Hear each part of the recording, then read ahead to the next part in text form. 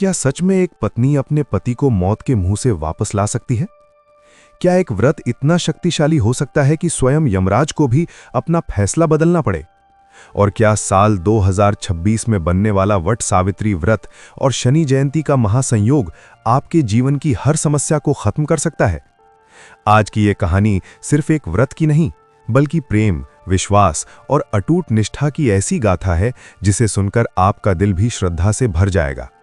तो इस अद्भुत और चमत्कारी कथा को अंत तक जरूर सुनिए। रात का समय था। आसमान में चांद हल्की रोशनी बिखेर रहा था। चारों तरफ गहरा सन्नाटा था, लेकिन उस सन्नाटे के बीच एक स्त्री बैठी थी। आंखों में आंसू, लेकिन चेहरे पर अडिग विश्वास। वो कोई साधारण स्त्री नहीं थी, वो थी सावित्री। बहुत समय पहले की बात है। मध्य देश में एक प्रतापी राजा राज्य करते थे, जिनका नाम था अश्वपति। उनकी कोई संतान नहीं थी।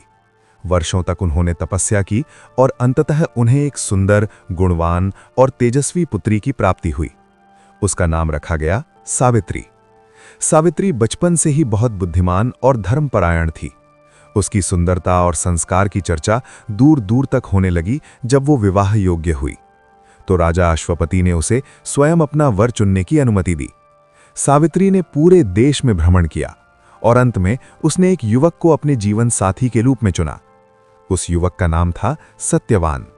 सत्यवान बहुत ही वीर, सच्चा और धर्मप्रिय था, लेकिन उसका जीवन संघर्षों से भरा था।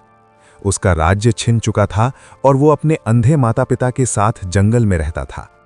जब सावित्री ने अपने पिता को यह बताया तो उसी समय देवर्षि नारद वहां आए।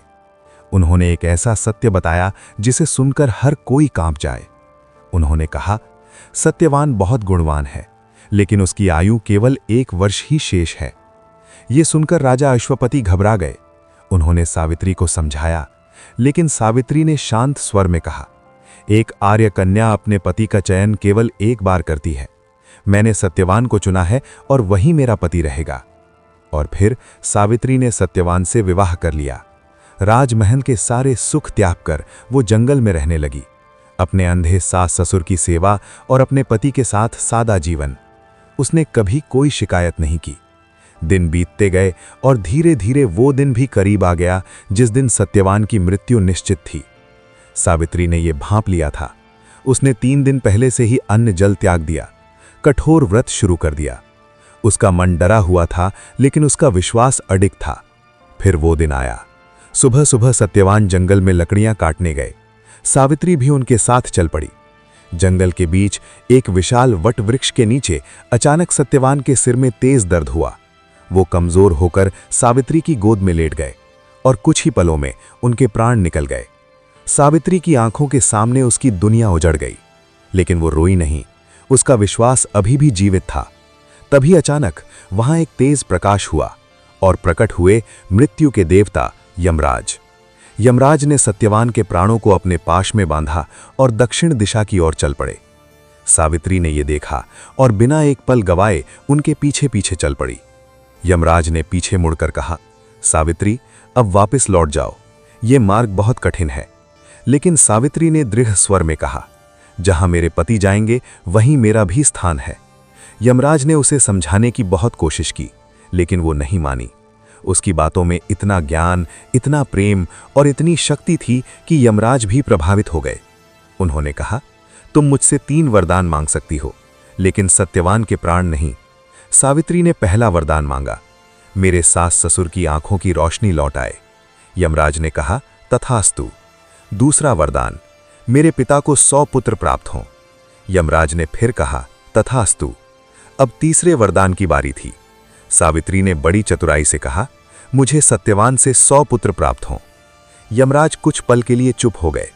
फिर उन्होंने भी कह दिया, तथास्तु। लेकिन अगले ही क्षण उन्हें अपनी भूल का एहसास हुआ।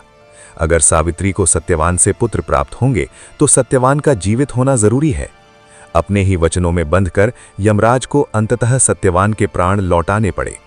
और इस तरह एक पत्नी के प्रेम और विश्वास ने मृत्यु को भी हरा दिया। जिस वट वृक्ष के नीचे ये चमत्कार हुआ वो आज भी पवित्र माना जाता है। तभी से हर वर्ष सुहागिन महिलाएं अपने पति की लंबी उम्र के लिए वट सावित्री व्रत रखती हैं। अब बात करते हैं वर्ष 2026 की। 2026 में वट सावित्री व्रत 16 मई शनिवार को रखा जाएगा, क्योंकि अमावस्या तिथि का उदय इसी दिन होगा। और सबसे खास बात, इस दिन शनि जयंती भी है, जिससे एक दुर्लभ महासंयोग बन रहा है। इस दिन किए गए उपाय कई गुना ज्यादा फल देते हैं। अगर घर में धन की कमी है तो वट वृक्ष की जड़ में भीगे हुए काले चने अर्पित करें। अगर पति के जीवन में बाधाएं हैं तो कच्चे सूत से परिक्रमा करें। अगर शनि दोष परेशान कर रहा है तो काला तिल और सरसों के तेल का दीपक जलाएं। अगर दाम्पत्य जीवन में तनाव है तो घी का दीपक जलाकर मीठा भोग लगाएं। और अगर मनोकामना पूरी करनी है तो वट वृक्ष के पत्ते पर अपनी इच्छा लिखें। ये व्रत सिर्फ एक परंपरा नहीं है, ये विश्वास है, ये प्रेम है, ये त्याग है। ये हमें सिखाता है कि सच्चे मन और अटूट विश्वास से हम किसी भी मुश्किल को हरा सकते हैं। अगर आपका मन भी इस कथा को सुनकर श्रद्धा से भर गया है तो कमेंट में जरूर लिखें जय माता सावित्री, और इस पावन व्रत को पूरी श्रद्धा के साथ करें। आपका जीवन सुख, शांति और समृद्धि से भर जाए। राधे राधे, नमस्कार।